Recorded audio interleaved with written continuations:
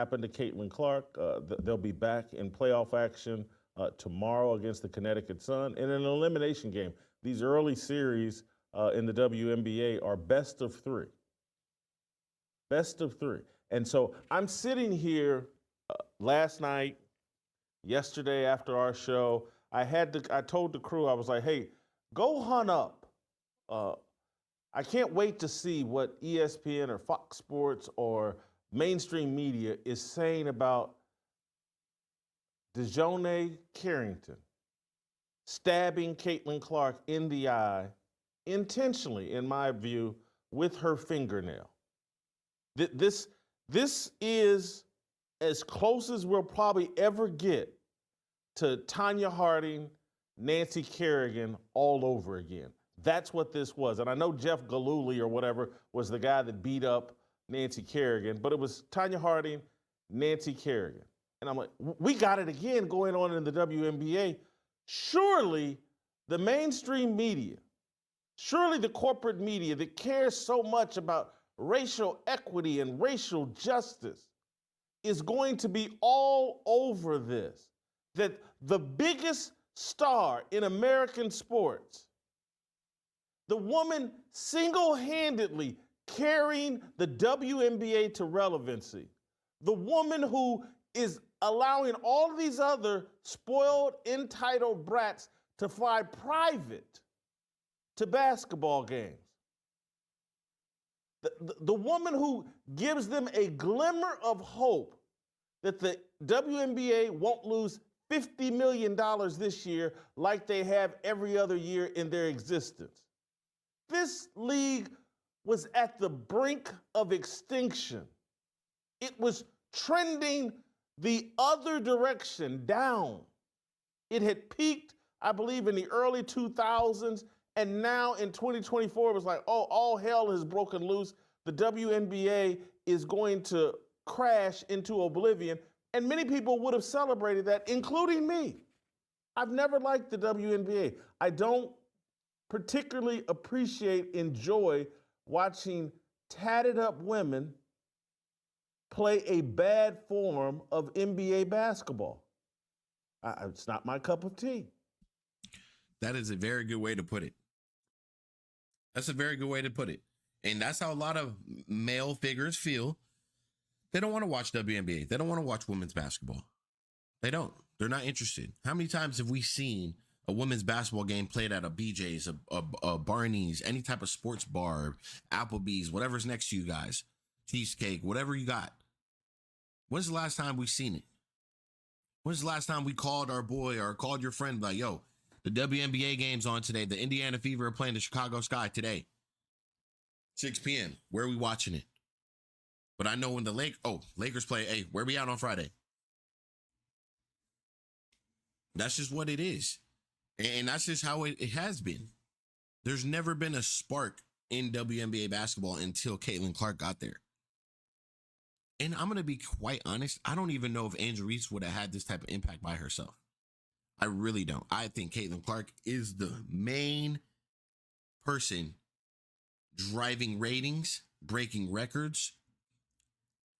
Time and time again, the records and the numbers don't lie. We haven't seen it. Nobody has seen this before. So she should be on every cover of whatever you want to call it. Illustrated, ESPN, I don't care what cover. Caitlin Clark needs to be on everything. Everything. Caitlin Clark has made this league relevant, and this deranged bigot, and I say that in all sincerity. I don't say this very often, but go to Outkick and Bobby Burak's article where he documented some of DiJonai Carrington's history of tweets that, if written by a white woman, would be called racist. We know this woman doesn't like Caitlin Clark, can't stand her, has tweets indicating that in previous performances and mocking her and just all the energy. And then we have the video of her nailing Caitlin Clark on Sunday.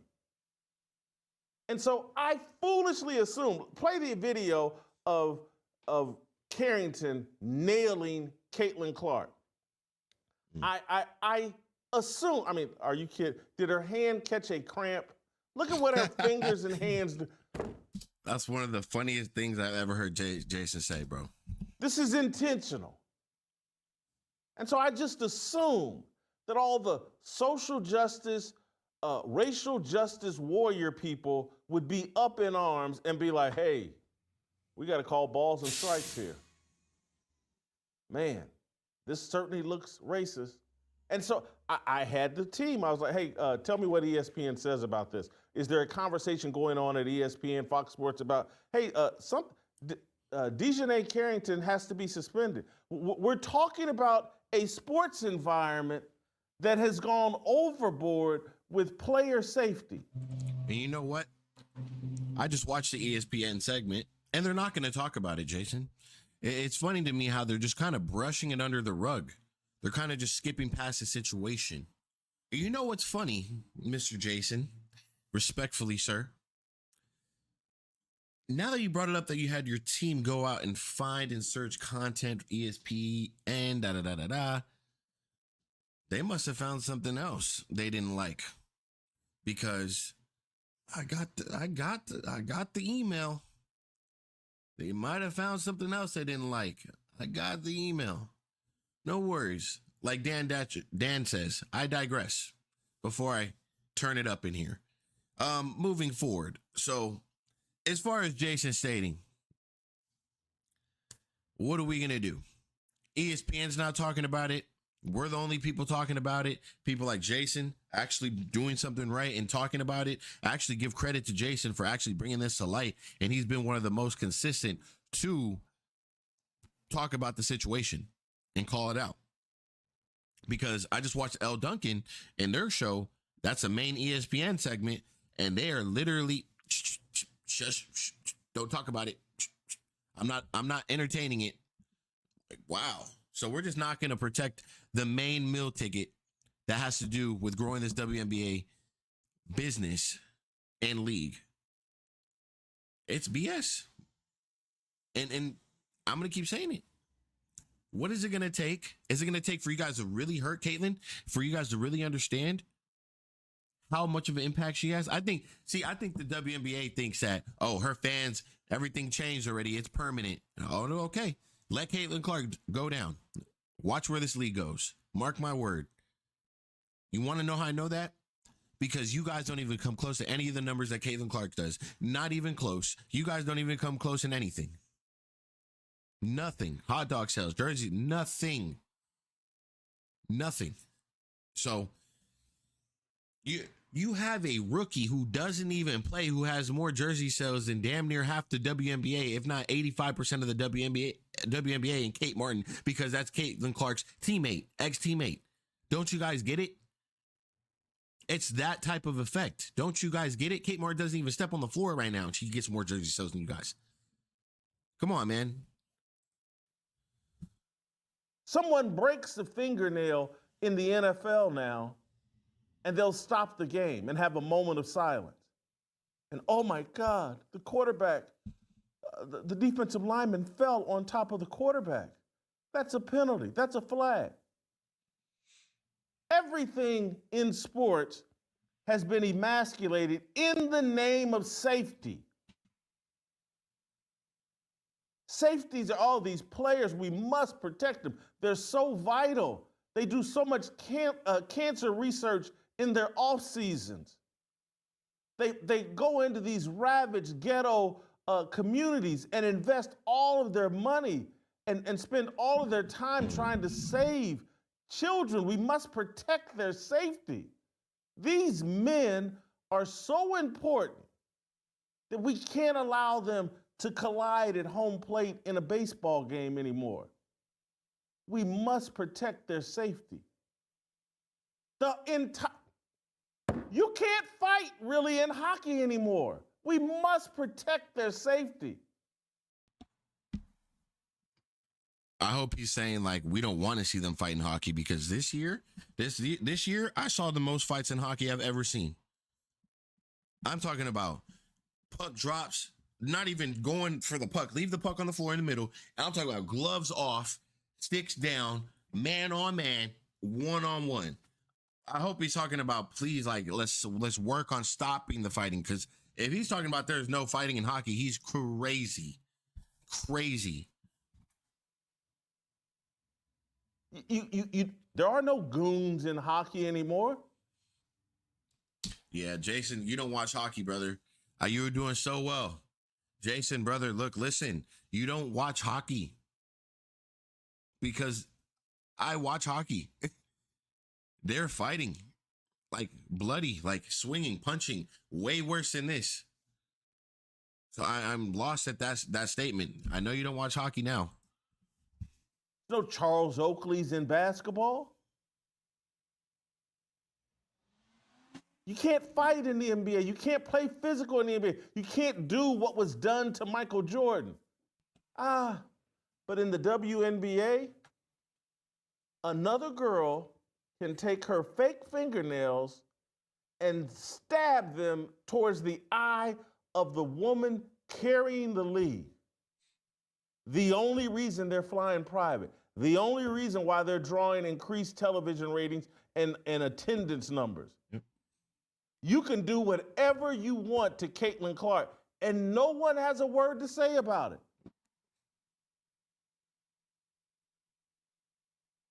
They canceled a football game because Damar Hamlin got hurt. We've seen players previously die on the football field and the game continued. But in the name of safety, everything comes to a halt, but not for Caitlin Clark.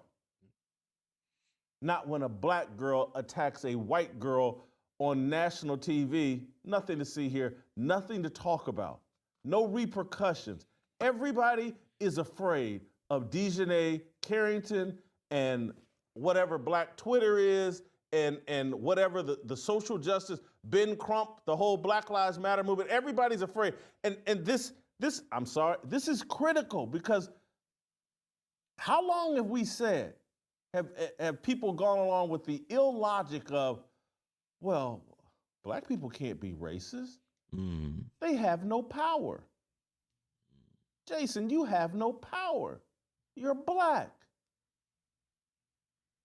You're not capable of doing anything harmful. You're black. You have no agency. How can this be true if you can abuse Caitlin Clark and out of fear of your black privilege, everybody's afraid to say anything about it? What do you mean we have no power? Clearly, black women are in total control of the WNBA. And why are they in total control? Oh, because they're the best players. No one watched. No one cared. They're the welfare league of the NBA. And that's the truth. Nobody watched, nobody cared. And that was one of the main points of Shannon Sharp's take yesterday. Look, nobody was trying to minimize anything that these women or legends or veterans have done to grow this league to the limit that they've grown it to. But you have to give recognition to the person who is growing it to the highest level currently. You have to. It's not fair. Nobody was trying to take away anything of any player who's played before Caitlin Clark. But guess what? No matter how good you were, no matter how many this you did, no matter how many points you scored, you were not Caitlin Clark. You don't have that effect. Your name is not Caitlin Clark. You didn't attract what Caitlin Clark attracts. You just didn't have the fan base, or you didn't have the it. You're not the it. Sorry. I know it's not what you want to hear, but you're not the it. Caitlin Clark is the it. And it is clear that she is the it. National, multi-million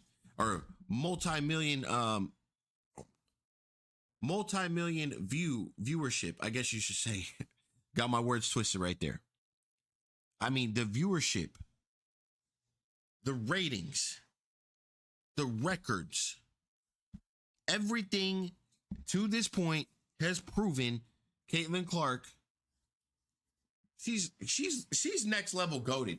If you think about it, let's be honest. For her age and what she's accomplished in the W, I think this might be one of the best rookie years I've ever seen or ever even heard of or ever had the chance to speak on. She's that impactful. She's that good. Caitlin Clark's rookie year has been that impactful. And the fact that you have someone this impactful and you're not going to stop the game for a review when she gets stabbed in her eye, to even check on her, to even run it back, to even see if it's a possible flagrant, to see if it's possibly purposely done, you're just going to keep on playing like nothing happened right in front of you. And that's what's disgusting. And then the fact that we have mainstream media kind of brushing it under the rug should tell you guys something. Should. And when we talk about racist on this channel, it's not going to be to the degree that other people would like it to be. I will not engage in most of it, but it does have to be known and let it be brought to light that, you know, a lot of the women who are on ESPNW and who do cover a lot of women's sports are black, and they're always the ones who kind of hate on Caitlin Clark. So it's almost like a little cult, and they all feed off each other, and then they get to Twitter, and then they get to saying the same things, and then they don't want to be truthful because they don't want to disrespect one another. You get where I'm coming from? That's kind of how that operates. So, like I said, I'm not going to keep going into it. I'm not going to make this some huge thing, and I'm not going to buy into it. I think personally what should be done is, look, if you guys aren't going to protect Caitlin Clark, don't expect her to be in the league for long. Don't expect her to, and honestly, Caitlin Clark kind of does stick up for you women. She kind of brushes it under the rug herself, kind of lets it be, kind of blames it on basketball, kind of calls everything a basketball play, doesn't want to call you guys out because she knows if she calls you guys out, you guys are going to be more frustrated. You guys are going to do it even more. And guess what? If they're not calling the fouls, guess what? They're going to get away with it again and again and again. So she chooses to keep her mouth quiet, to say all the right things, and just to continue to play basketball. You guys know exactly what you're doing. And it's disgusting. I would stop because if you guys lose Caitlin Clark, I'm sorry, but I can see this league drowning itself. Drowning. And then you guys are announcing 3 other teams. Dude, you guys better start putting some safety and precaution or some type of safety into play, because I'm telling you, you open those 3 markets and Caitlin Clark isn't a part of it, you're done. You're done. You're already done. But she's the only one kind of holding it together. And you guys might want to thank her instead of always trying to bring her down. You might want to thank Caitlin Clark, because when those salaries increase from 80,000 to 150 and then 150 to 300, that's coming from Caitlin Clark and her fans that people want to continue to disrespect. If I'm the Connecticut Sun, how dare you put a bandwagon cam? I'm not over it. I'm not over it. Because some of your highest games this year had involved Caitlin Clark. And you want to know what's even funnier? I'll make a separate video. No, you know what? I'll make a separate video showing the email. But you want to know what's even funnier is the game where Carrington came out and she said, oh, we should have been nationally televised. We were sold out, blah, blah, blah, at the TD Garden. It was historical, blah, blah, blah. Bro, why do I have an email from one of our fans here who was at the game? The arena was pretty much empty, and there was hundreds of people outside of the arena trying to sell tickets to that game. So they bought the tickets out and they tried to resell the tickets. I'm just relating what I got from an email, and I can show you the timestamp. It's from not months ago. It was what? When did that happen? 2 months ago, a month and a half ago? I don't need to do the making up of the email situation and all that stuff. I'm not saying that's what he did. I'm just saying.